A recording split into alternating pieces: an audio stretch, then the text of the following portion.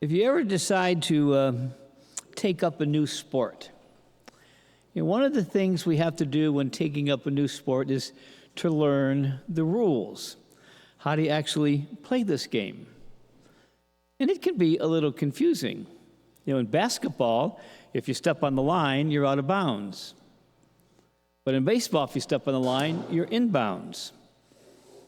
And you go back and forth like this. So different sports have different ways of saying, this is how we're going to play the sport. Baseball players can throw the ball to each other. Soccer players can't do that.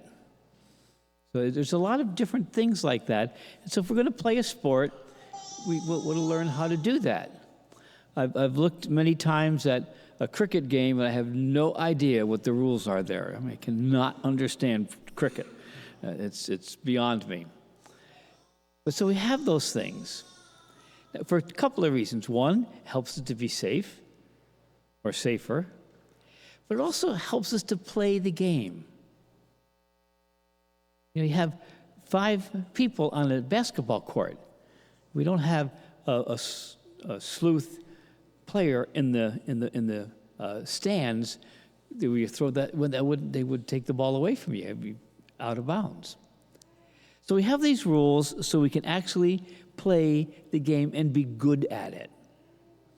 By staying inside those boundaries, those rules. Rules are boundaries. The same. It's just a different word. But that's what we have to do. And what Jesus is asking of us is that we kind of have a athletic spirituality in the sense that if I'm going to be a follower of Christ, I need to follow the rules. Now, we can get obsessive about the rules, okay? And that's a problem. Jesus many times would say, you're just following a rule. And that's not about Christianity. Christianity is not about following rules. Christianity is to love one another as we love ourselves. And the boundaries are there so that we can actually do that. If we are coveting somebody else's goods, we cannot love them. We can't love them. It's opposite. If I say, well, I'll go to Mass once, maybe twice a month, don't want to be radical about it, well, then we're not really being a disciple of Christ. Because he calls us to Sunday Mass all the time. And of course, and you and I both know that probably 60% of our parish members don't come to Mass every Sunday. We know that. And you probably know who some of those are. So what do you do to love somebody like that? Well, you go and talk to them, as we heard in our first reading and in the gospel. Say, hey, look, Ralph. I hope there's no Ralphs in here, okay? You really, why don't we go to Mass together from now on, and we'll go have donuts after Mass. That was invented by Catholics, donuts after Mass. Okay. It's just an amazing thing. It's centuries old. But call them to holiness. Address them.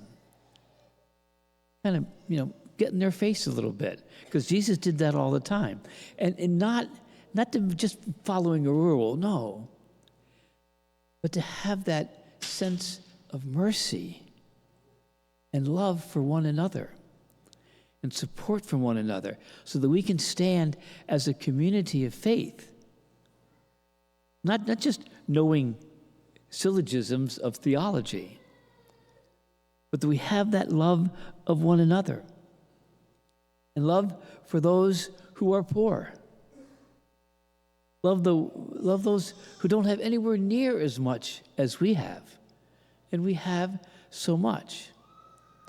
So Jesus is trying to get away from just following rules. Yes, they're there, and we should follow them, not simply to follow a rule. We will never get to heaven just by following the rules. We have to go beyond them, as Jesus went beyond them. He went way beyond the rules. And we look on the cross and we can see that. The sacrifices he made. That's way beyond the rules. It's playing, quote unquote, the game to its highest element. And that's what every one of us is called. And one of the things that our archdiocese does every year is to have what's called an assigned mission appeal. So every parish in the diocese is called to have a missionary who is assigned by us, not by the diocese, not by me. It's not the parish that does this. And in order to spread the wealth around, sometimes a missionary is sent here, and we're financially very strong, but maybe the next year they're going to go to a parish in the inner city where there cannot be anywhere near what we could give to the poor.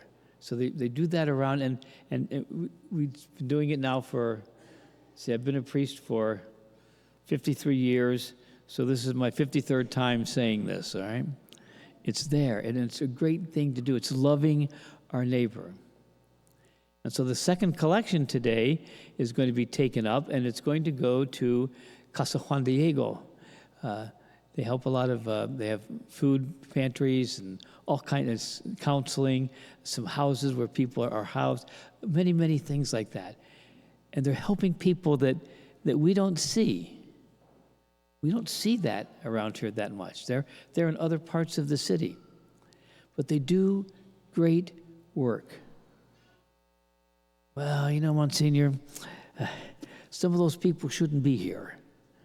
Well, they are here. And in that spirit of Christ, we share with them food, medicine, all kinds of things.